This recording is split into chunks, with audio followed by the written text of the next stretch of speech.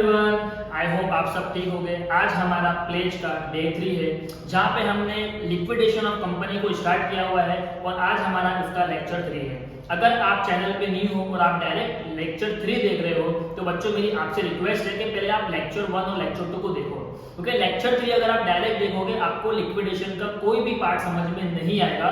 हालांकि ये बहुत ईजी चैप्टर है, तो आपको लेक्चर 1 अगर आपने देख लिया तो आपको कंसेप्ट समझ में आ जाएगा और उसके बाद से आप बहुत सारे क्वेश्चन सॉल्व कर सकते हैं, राइट। तो हमारे पास जो 12 दिन थे उसमें से 2 दिन हमने 2 लेक्चर लिए और दोनों में हमने एक एक सम्स किया, राइट। तो मैंने क्या बोला था कि हम थोड़ा पढ़ेंगे लेकिन कंप्लीट पढ़ेंगे कि पेपर में कोई भी डिफिकल्टी फेस ना करना पड़े, ठीक है। ओके, तो लिक्विडेशन की अगर मैं बात करूं तो लिक्विडेशन का आज लेक्चर 3 है और आज के लेक्चर में भी हम कुछ न्यू पॉइंट को सीखेंगे।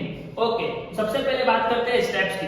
स्टेप्स में क्या करना है सर, लिक्विडेशन में सबसे पहले असेट्स को बेचेंगे, उसके बाद सिक्योर्ड क्रेडिटर को पेमेंट किया जाएगा, उसके बाद लीगल एक्सपेंस को पे किया जाएगा, लिक्विडेटर रेम्यूनरेशन। मैंने आपको डे 1 पे बोला था कि मैं और आप लिक्विडेटर हैं, मैं और आप लिक्विडेटर है कि लिक्विडेशन की जो जिम्मेदारी मिली है ये मुझे और आपको मिली है। तो कंपनी को अगर बंद करना है तो हम कंपनी को बंद करेंगे और हमारी सैलरी लेंगे, रेम्यूनरेशन लेंगे, कमीशन लेंगे।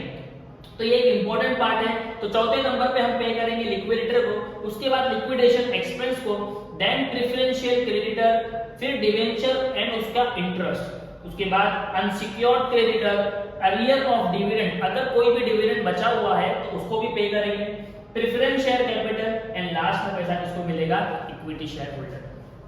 तो सर क्या करना है, सबसे पहले असेट्स को बेचेंगे, जितना पैसा आएगा सब बांट देंगे, लेकिन इस ऑर्डर में बांटेंगे, ठीक है। चलो स्टार्ट करते हैं आज का लेक्चर।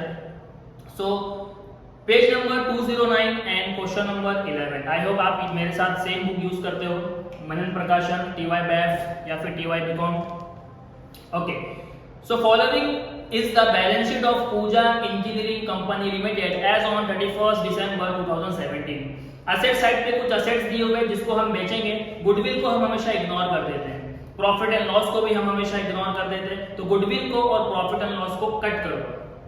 ओके, लायबिलिटी साइड में क्या है सर, प्रेफरेंस शेयर कैपिटल है, इक्विटी शेयर कैपिटल है, एक और इक्विटी शेयर कैपिटल है, डिवेंचर्स है, आउटस्टैंडिंग डिवेंचर्स है एंड आउटस्टैंडिंग डिवेंचर इंटरेस्ट है एंड क्रेडिटर है। हम लोग सिर्फ नॉर्मली बैलेंस शीट को गो थ्रू करते हैं, हमको इसको पढ़ के डरने की जरूरत नहीं है, क्योंकि हम जब सम स्टार्ट करेंगे तो हमारे पास स्टेप्स है।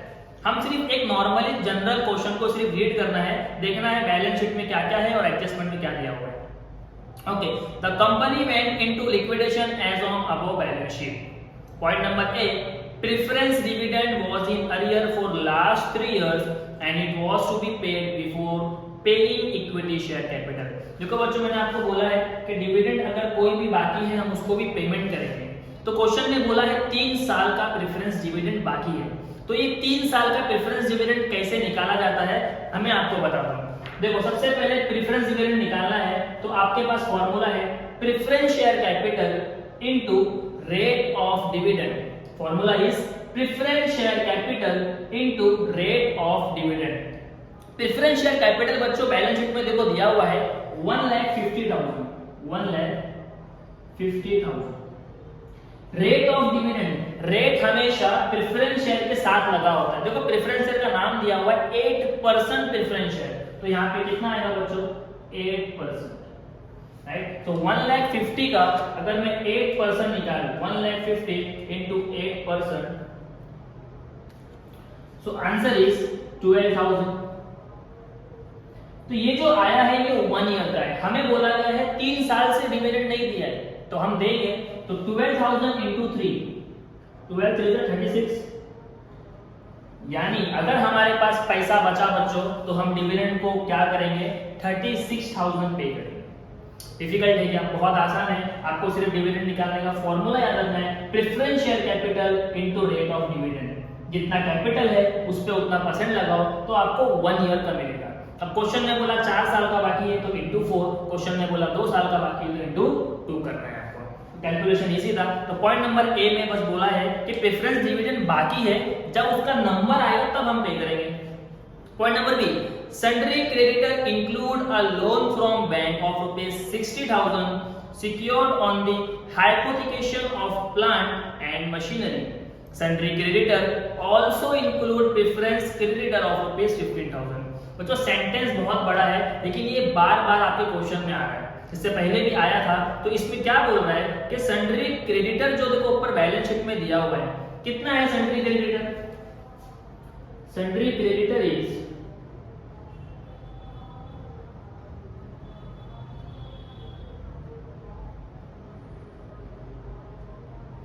सर सन्ड्री क्रेडिटर कितना दिया हुआ है? सन्ड्री क्रेडिटर दिया हुआ है 2,40,000 का। अब क्वेश्चन में आपको क्या बोला नीचे कि उसके अंदर एक लोन पड़ा हुआ है बैंक का 60,000 का, यानी इसके अंदर एक बैंक लोन है बच्चों, बैंक लोन कितने का? 60,000 रुपए का। और ये जो बैंक लोन है ये हमने किसको गिरवी रख के लिया है? प्लांट एंड मशीनरी को, प्लांट एंड मशीनरी। तो क्या हम बोल सकते हैं sir bank loan plant and machinery के साथ एडजस्ट हो रही है, मतलब वो कौन सा लायबिलिटी है? सिक्योर्ड लायबिलिटी, सिक्योर्ड क्रेडिटर, यानी जैसे ही हम असेट्स को बेचेंगे हमको सेकंड पेमेंट किसको करना पड़ेगा? बैंक लोन को, बिकॉज वो असेट्स के साथ गिरवी है, राइट? ओके। और क्वेश्चन में बोला आगे कि सर उसके अंदर प्रेफरेंस क्रेडिटर भी इंक्लूड है, तो लेस प्रेफरेंस क्रेडिटर, क्रेडिटर कितना मिला हुआ है बच्चों? 15,000 का। लेस करेंगे सर 2,40,000 का क्रेडिटर बैलेंस शीट में है, नीचे बोला 60,000 का बैंक लोन है उसके अंदर और 15,000 का क्या है? Preference creditor. तो बच्चों क्रेडिटर कितने का हुआ? सर हमारे पास जो क्रेडिटर बचा है वो बचा है 1,65,000। ये हो गया हमारा अनसिक्योर्ड क्रेडिटर। क्या हो गया हमारा? Unsecured creditor. यानी जब हम क्रेडिटर को पेमेंट करेंगे तो 2,40,000 नहीं पे करेंगे, हम कितना पे करेंगे? 1,65,000। क्यों सर? क्योंकि उसके अंदर 60,000 बैंक लोन था जिसका पेमेंट सबसे पहले होगा, उसके बाद 15,000 का प्रेफरेंस क्रेडिटर है। प्रेफरेंस क्रेडिटर को हम कब पे करते हैं बच्चों? देखो नंबर 6 पे, राइट? तो ये सब लायबिलिटी में इंक्लूड था, हमें सबको क्या करना है? अलग करना है, छाट लेना है, बहुत आसान है। मैंने आपको जैसा करके दिखाया, आपको same as it is copy करना है। ओके। उसके बाद कुछ दिया हुआ है क्या सर? उसके बाद दिया हुआ है liquidated release assets, land and building को बेचा, प्लांट को बेचा, ऑफिस को बेचा, फर्नीचर को, स्टॉक को, डेटर को, बिल को, जितने भी असेट्स को हम बेचते हैं हम सब डेबिट में लिखते हैं। Okay. Point number D, legal charges on liquidation amount rupees 1500, यानी 1500 रुपए का लीगल चार्जेस। देखो हमने लिखा है यहाँ पे लीगल एक्सपेंस, यानी थर्ड नंबर पे अगर पेमेंट होगा तो सबसे पहले किसको होगा? लीगल एक्सपेंस को होगा। उसके बाद लिक्विडेशन एक्सपेंस 3,900 दिया हुआ है।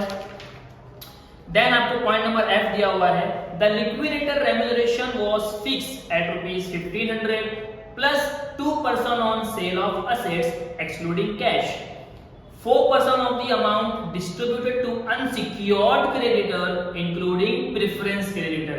सबसे इंपॉर्टेंट पॉइंट पूरे लिक्विडेशन में कि सर मैं और आप लिक्विडेटर है तो हमारा जो रेम्यूनरेशन है उसके बारे में क्या? देखो उसके बारे में क्वेश्चन ने 3 चीजें बोला। क्या बोला? सबसे पहले बोला कि भाई 1,500 रुपया हम आपको फिक्स देंगे, पहला पैसा।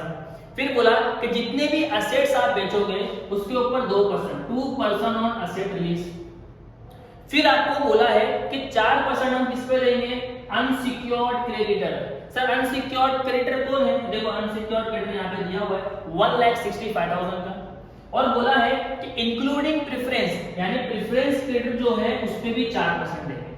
यानी हमें रेम्यूनरेशन मिल रहा है 3 जगह से। पहला 1,500 रुपया फिक्स, फिर बोला जितने असेट्स बेचा है उस पे भी 2% मिलेगा, और उसके बाद बोला अनसिक्योर्ड को जो पेमेंट करने वाले हो उस पे 4% और जो प्रेफरेंस को पेमेंट करने वाले हो उस पे 4%। क्या डिफिकल्टी है? अमाउंट आपके सामने है, परसेंटेज आपके सामने है, कैलसी आपको अलाउड है, सिर्फ बटन दबाना बच्चों आंसर आ जाएगा। ठीक है, चलो इसको भी कैलकुलेट कर लेते हैं। 1,500 रुपया तो दिया हुआ है।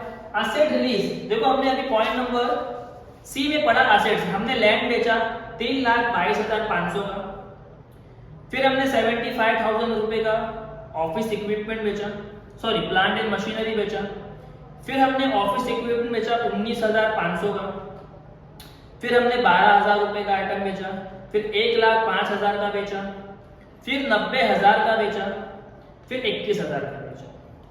यानी हमने टोटल 6,45,000 का असेट्स बेचा। क्वेश्चन में बोला जितना भी असेट्स है उस पे 2% आपको मिल जाएगा। चलो 2% निकाल लेते हैं इनटू 2%। तो हमको यहाँ पे टोटल कितना मिलने वाला है? 12,900। 1,500 फिक्स और 12,900 असेट्स के ऊपर। फिर क्वेश्चन ने बोला अनसिक्योर्ड क्रेडिटर को भी पे करोगे। हाँ सर, कितना पे करेंगे? 1,65,000। इस पे भी 4% मिल जाएगा। तो 1,65,000 पे 4% निकालते, 1,65,000 इंटू 4%, तो आपको आएगा 6,600। 6,600। प्रेफरेंस क्रेडिटर को भी बोला इंक्लूड कर लेना, यानी 15,000 पे भी कितना आएगा? 4%। 600 आएगा। 15,000 इंटू 4%, राइट। तो मुझे बताओ बच्चों, हमें लिक्विडेटर को कितना पेमेंट करना है? सर 1,500 रुपया फिक्स, असेट्स के ऊपर 12,900 और 4% अनसिक्योर्ड क्रेडिटर पे और प्रेफरेंस पे 4%, यानी ये 6,600 और ये 600 हो गया 7,200। 12,900 प्लस 1,500 रुपया, यानी जब लिक्विडेटर का नंबर आएगा चौथे नंबर पे उसका आने वाला, चौथे नंबर पे, तो उसको हमको ये तीनों अमाउंट मिला के पे करना है, राइट। तो आपके पेपर में बच्चों अगर प्रॉब्लम फेस करते हैं तो कैलकुलेशन ऑफ लिक्विडेटर रेम्यूनरेशन, हालांकि कोई डिफिकल्टी नहीं, थोड़ा फोकस से पढ़ोगे आ जाएगा, ठीक है। ओके, उसके बाद कुछ दिया है क्या? देखो सर, उसके बाद दिया हुआ है the liquidator made payment on 31 March 2017। Question क्या बोल रहा है कि हम पेमेंट कब करने वाले? 31 मार्च 2017 को। अब जाओ बच्चों, ये डेट देखने की, डेट बताने के बाद हमारी बैलेंस शीट देखने का। सर हमारी बैलेंस शीट दिसंबर की है, यानी बैलेंस शीट जो एंड है वो दिसंबर का है, यानी लिक्विडेशन दिसंबर का है, और हम पेमेंट कब कर रहे हैं बच्चों? मार्च में, यानी जैन फेब मार्च, 3 महीना लेट पेमेंट है। तो जब भी क्वेश्चन में आपको एक डेट दे देगी कि इस दिन आप पेमेंट कर रहे हो, आपको फौरन जाना है बैलेंस शीट की डेट देखना है। अगर बैलेंस शीट की डेट और डेट ऑफ पेमेंट सेम है तो कोई टेंशन ही नहीं है, लेकिन अगर दिसंबर की बैलेंस शीट है और मार्च में पेमेंट हो रहा है तो हमारे दिमाग में एक बात क्लिक होना चाहिए कि सर हम लेट पेमेंट कर रहे हैं, और जब जब लेट पेमेंट होगा इंटरेस्ट बढ़ा के देना पड़ता है। सर इंटरेस्ट वाला आइटम कौन है? सर पूरे इसमें इंटरेस्ट वाला आइटम फिलहाल कौन है? डिबेंचर्स, यानी डिबेंचर्स के ऊपर 3 महीने का एक्स्ट्रा हमको क्या देना पड़ेगा? इंटरेस्ट देना पड़ेगा। एक तो डिबेंचर का पैसा देंगे, उसके साथ उसका इंटरेस्ट अगर कुछ बचा है जो बैलेंस शीट में दिया हुआ है वो देंगे, और उसके साथ एक एडिशनल पेमेंट जाएगा 3 महीने का extra late payment. I hope आपको ये पॉइंट समझ में आ गया कि सर हमको क्या करना है, जिस दिन भी पेमेंट कर रहे हैं वो डेट अगर क्वेश्चन में है उसको बैलेंस शीट से कंपेयर कर लेना। ऑन सेम डेट है तो कोई टेंशन नहीं, लेकिन अगर हमने बाद में पेमेंट किया है तो हमको डिले लगेगा, यानी इंटरेस्ट का पैसा डिबेंचर पे कैलकुलेशन करना पड़ेगा, ठीक है। कोई डिफिकल्ट नहीं, कर लेंगे। उसके बाद क्या बोला?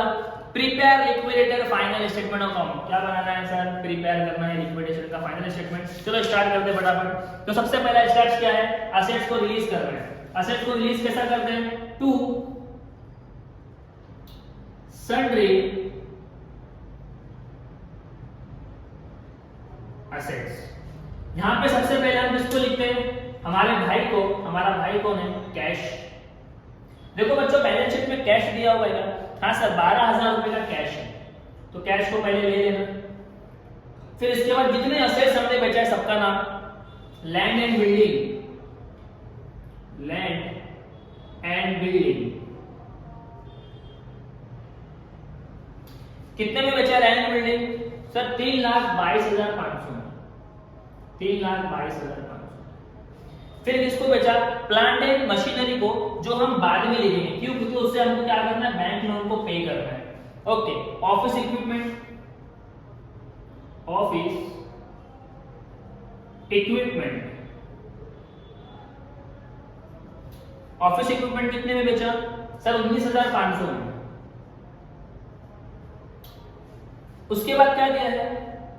फर्नीचर, बहुत इजी है, फर्नीचर 12,000। फर्नीचर के बाद स्टॉक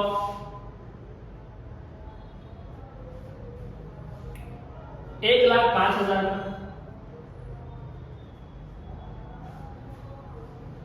डेटर 90,000 का। एंड उसके बाद है बिल रिसीवेबल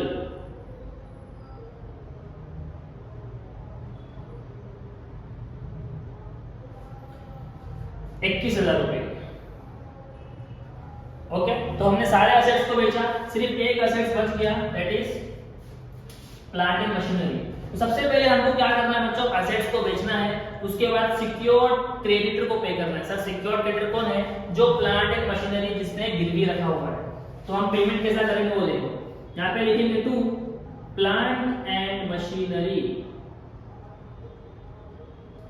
अच्छा, प्लांट एंड मशीनरी से कितना पैसा आया, 75,000। इससे हमें क्या पे करना है, बैंक लोन। बच्चों बैंक लोन कितना दिया हुआ है, बैंक लोन दिया हुआ है 60,000 का। क्या हमारे पास कुछ पैसा बचा, हाँ सर हमारे पास 15,000 रुपया बच गया, बहुत अच्छी बात है। सर अगर यहाँ पे बैंक लोन को हमें 80,000 देना होता तो क्या करते, मैंने आपको लास्ट लेक्चर में बताया कि जितने का असेट्स बिकेगा पेमेंट उतना ही करना है। हाँ अगर हमारे पास 60,000 है और पैसा ज्यादा है तो पूरा पैसा देंगे, लेकिन अगर यहाँ पे 80,000 देना होता तो मैं 75 देता, यहाँ पे कुछ भी नहीं बचता, जितने का असेट्स बिकेगा उतना ही पेमेंट कर सकते हैं, सिंपल। ओके, तो देखो बच्चों मैं स्टेप वाइज जा रहा हूँ तो कितना आसान हो रहा है। मैंने पहले असेट्स को बेचा, पूरा क्वेश्चन हमको समझ में नहीं आया सर, उसको साइड में रख दो, लेकिन स्टेप समझ में आ रहा है। हाँ सर असेट्स को बेचना था तो असेट्स को बेच दिया, सिक्योर क्रेडिटर को पे करना था, हमने सिक्योर क्रेडिटर को पे कर दिया। अब थर्ड पे चलते लीगल एक्सपेंस। क्या हमने क्वेश्चन रीड करते हुए लीगल एक्सपेंस को देखा था, हाँ सर लीगल एक्सपेंस दिया हुआ है 1500 रुपए का। सबसे पहले हम इसको पेमेंट करेंगे बाय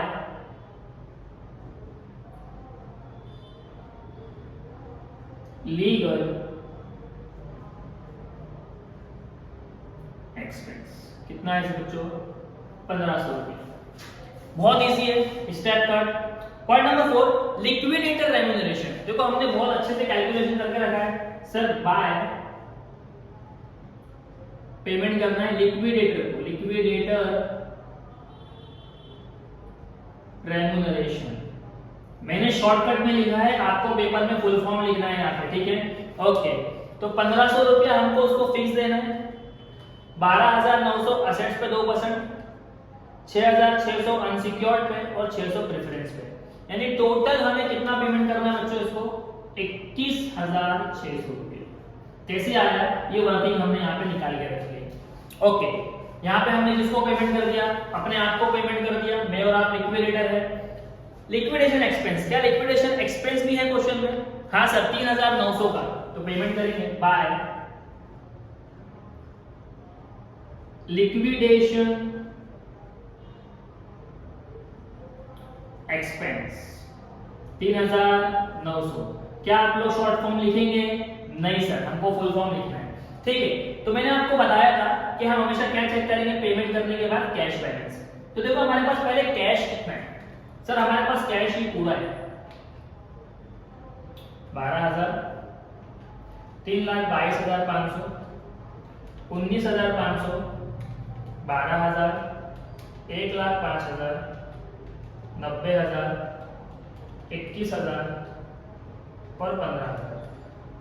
हमारे पास टोटल बच्चों कैश कितना पड़ा हुआ है, 5,97,000। इसमें से हमने पेमेंट कर दिया 1,500 रुपए का लीगल एक्सपेंस, 21,600 का हमारी तनख्वाह लिक्विडेटर रेम्यूनरेशन और 3,900 का हमने लिक्विडेशन एक्सपेंस पे किया।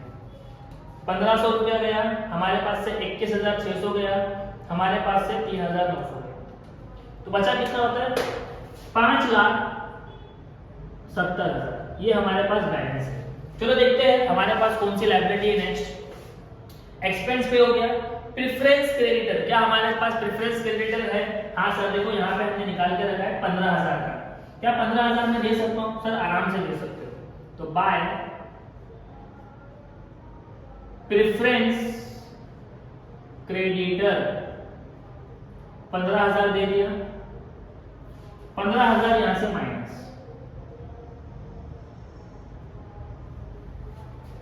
लेस 15,000, तो 5,55,000 हमारे पास बैलेंस है। बहुत पैसा है हमारे पास, आराम से। ओके सर, प्रेफरेंस को पे कर दिए, अब किसको पे करना है? डिवेंचर को और उसके इंटरेस्ट को। क्या बैलेंस शीट में डिवेंचर है बच्चों? हाँ सर, 8% डिवेंचर दिया हुआ है 1,50,000 का। क्या मैं उसको 1,50,000 दे सकता हूँ? सर आराम से दे सकते हो, बहुत पैसा है। बाय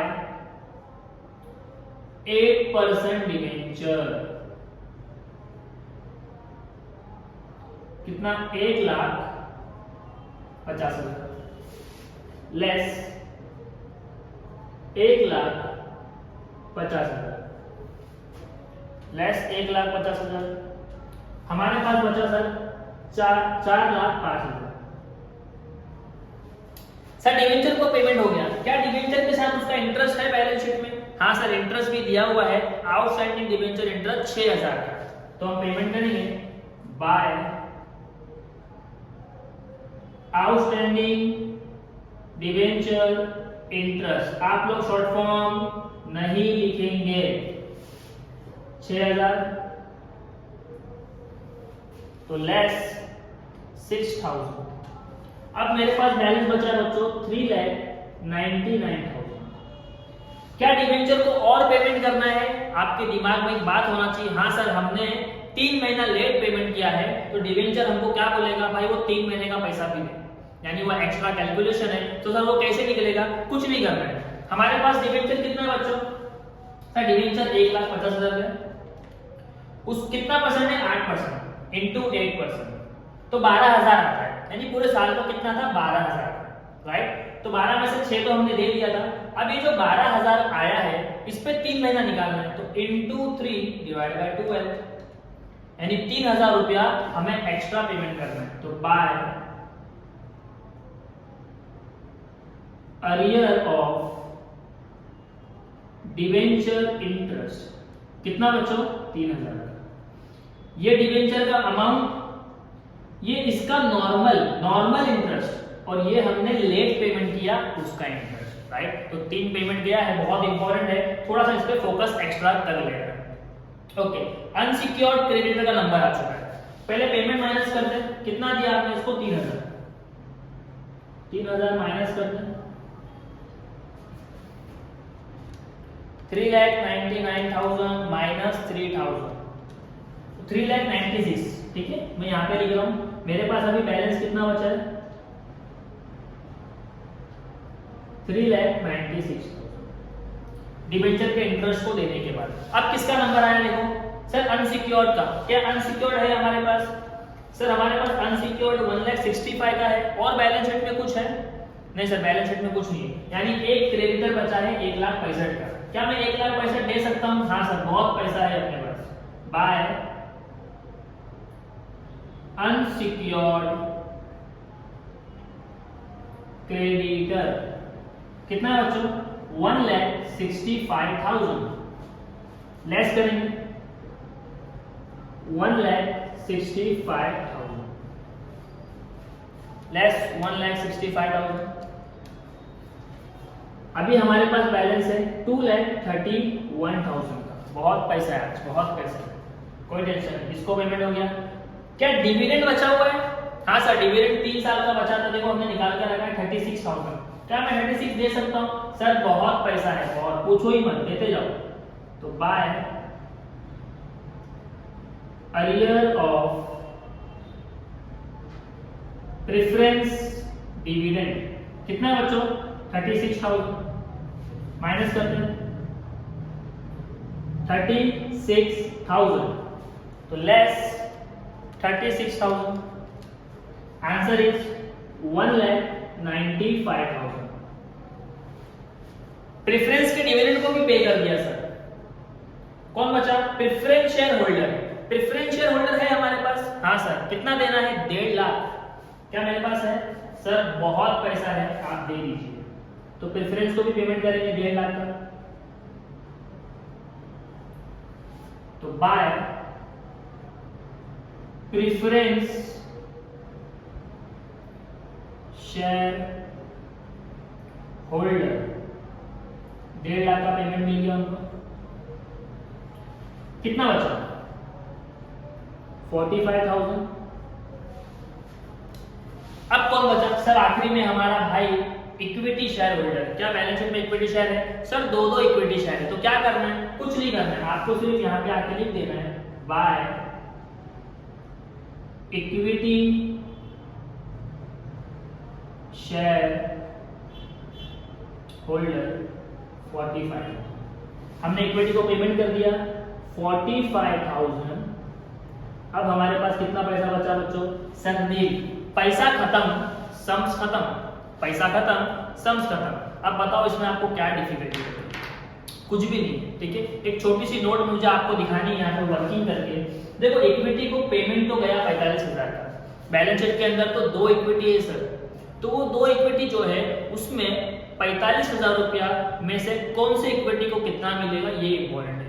तो हमको यहाँ पे तो टेंशन लेने की जरूरत नहीं है सर। इक्विटी का नंबर आया, इक्विटी के आगे लिख दिया 45,000 रुपया, जो बचा था वो लिख दिया। लेकिन वो 2 इक्विटी को इनमें से कितना कितना देना है वो मैं आपको वर्किंग में दिखाता हूँ, ठीक है। आपको देखो यहाँ पे ध्यान देना है, बहुत इंपॉर्टेंट पॉइंट है। सबसे पहले हमारे पास 2 इक्विटी, कितने बच्चों? 2। पहले इक्विटी है 3,000 इक्विटीज, 3,000 इक्विटी है। इनको देना कितना था? 3,000 इक्विटी को 2,40,000 देना था। कितना था बच्चों? 2,40,000। और उसके बाद कितने हैं सर? 4,500 इक्विटीज है, 4,500। इनको कितना देना था? 3,15,000 मुझे देना था इनको। टोटल करके चेक करते हैं, टोटल कितना पैसा हमें इनको देना था दोनों को? Sir 2,40,000, 3,15,000, right. हमें टोटल देना था इनको 5,55,000। कितना देना था? 5,55,000। इतना समझ में आया? सर ये 5,55,000 देना था, लेकिन हम कितना दे सकते हैं? सर हमारे पास तो आखिरी में इक्विटी के लिए 45 बचा, इन दोनों को मिला के मैं 45 ही दे सकता हूँ। लेस हम इसमें से कितना दे सकते हैं माइनस कर दो। लेस 45,000, 5,10,000 बच गया। याद रखना बच्चों, इतना पेमेंट हम नहीं कर सकते। क्यों सर? इतना देना था, मेरे पास 45 ही था। कितना बचा? 5,10,000। अब आपको क्या करना है? जितना टोटल अमाउंट है उसको डिवाइड करके देखना है कि हर शेयर होल्डर पे कितना पैसा मैं नहीं दे पा रहा हूं।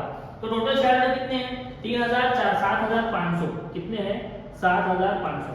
अगर 5,10,000 को मैं 7,500 में डिवाइड कर दूं तो हर शेयर होल्डर को मैंने 68 रुपया नहीं दिया। समझ में आ रहा है? यानी इतना पैसा मैं उनको नहीं दे सकता हूं, राइट। तो मैं कितना दे सकता हूं वो इंपॉर्टेंट है। अब इसके आगे देखो आपको क्या करना है। इतना समझ में आया कि सर 3,000 से 2,40,000 देना था, 4,500 को 3,15,000 देना था। टोटल मुझे पेमेंट करना था 5,55,000। मेरे पास कितना था? 45 माइनस किया तो बचा 5,10,000। इतना पेमेंट में नहीं कर सकता। मैंने क्या किया कि पूरे शेयर होल्डर में इसको बांट दिया, यानी हर शेयर होल्डर को मैंने 68 रुपया नहीं दिया। लॉस हो गया, लॉस पर शेयर। इसे क्या कहते हैं? लॉस पर शेयर। अभी जो 3,000 इक्विटी शेयर है ना, ये मेरे पास आते हैं और बोलते हैं सर हमारी बैलेंस शीट में ना 100 रुपया आपका प्राइस था, 100 रुपया आपके शेयर का प्राइस था। देखो हमने 80 पेड अप, 80 रुपया हमने आपको दिया था, 80 रुपया हमने आपको दिया था। तो मैंने बोला हाँ भाई मैंने 80, आपने मुझे 80 दिया था, बट मैं आपको 68 रुपया रिटर्न नहीं कर सकता। तो ये क्या बोल रहा पता है? सर मैंने आपको 80 दिया, आप बोल रहे हो कि 68 आप मुझे नहीं दे सकते। तो जो डिफरेंस है, कितने का डिफरेंस है? 12। लाओ वो तो दो। यानी उससे क्या मांग रहा है कि सर मैंने आपको 80 दिया था, आप मुझे 68 नहीं दे रहे हो, मुझे लॉस हो गया है, तो जो 12 है वो तो दो। मैं बोला ठीक है, तो 12 ले ले। तो 3,000 को अगर मैं 12 रुपया दूंगा तो मेरे पास टोटल कितना हो जाएगा बच्चों? 12 into 3,000, 36,000। यानी इनको मुझे कितना पेमेंट करना है? 36,000। अब जो बाकी है 4,500, ये भी मेरे पास आ रहा है। और इन्होंने भी बोला कि सर हमने आपको 70 रुपया दिया था, आपके शेयर का प्राइस 100 रुपया था, बट पेड अप लेना है आपको। कौन सा लेना है? Paid up. इन्होंने हमें 70 दिया था, इनको भी हमने वही बोला कि भाई हम आपको 68 रुपया नहीं दे सकते, इतना पैसा नहीं दे सकते। तो उसने बोला सर 70 दिया था, 68 नहीं दे सकते, लाओ 2 रुपया ले जाओ। तो मैंने ठीक है 2 रुपया ले ले। तो 4500 इंटू 2 तो आपको आएगा 9000। अब इसको प्लस करो बच्चों, देखो 45,000 हो गया। ये जो मैंने दिया है इसमें 3000 वालों को कितना पैसा है, 36,000 रुपया, और जो मेरे 4500 शेयर होल्डर है वो कितने, उनके कितने 9000 रुपए। तो मैंने आपको एक वर्किंग दिखाया, पेपर में अक्सर डबल इक्विटी आ जाते हैं, तो हमको यहाँ पे जो बैलेंस आया वो लिख के छोड़ देना, आपका सम खत्म। लेकिन उसके अंदर इक्विटीज के कितने कितने पैसे हैं वो आपको इस तरह से प्रेजेंट करना है। तो वीडियो को कम से कम 1 से 2 बार देखना, आपको ये वाला पार्ट अच्छे से समझ में आ जाएगा। बहुत आसान है, थोड़ा सा फोकस कर लेना। आई होप आपको वीडियो पसंद आया है। अगर वीडियो पसंद आया तो वीडियो को लाइक करो, शेयर करो। इसके बाद यानी जब भी मेरा नेक्स्ट लेक्चर होगा, मैं फिर से लिक्विडेशन के ऊपर, हमारा जो डे 4 है प्लेज का, वहां पे मैं आपको 2 क्वेश्चन सॉल्व करूंगा। यानी 3 लेक्चर में एक एक क्वेश्चन किया, और अगले लास्ट लेक्चर में हम इस पे 2 क्वेश्चन करेंगे। यानी ये 5 क्वेश्चन भी अगर आपने पेपर से पहले पढ़ लिए, आप पेपर के लिए रेडी हो जाओगे, राइट। तो हमारे पास बहुत ज्यादा दिन तो नहीं है, इसलिए हम क्या करेंगे, स्मार्ट स्टडी करेंगे, थोड़ा पढ़ेंगे लेकिन कंप्लीट कंसेप्ट के साथ पढ़ेंगे। Thank you so much. आज के लिए इतना काफी है। अगर वीडियो पसंद आया तो अपने फ्रेंड ग्रुप में शेयर करना और चैनल को सब्सक्राइब करना, ताकि मुझे उससे मोटिवेशन मिले और मैं और वीडियोस बना सकूं। Thank you so much.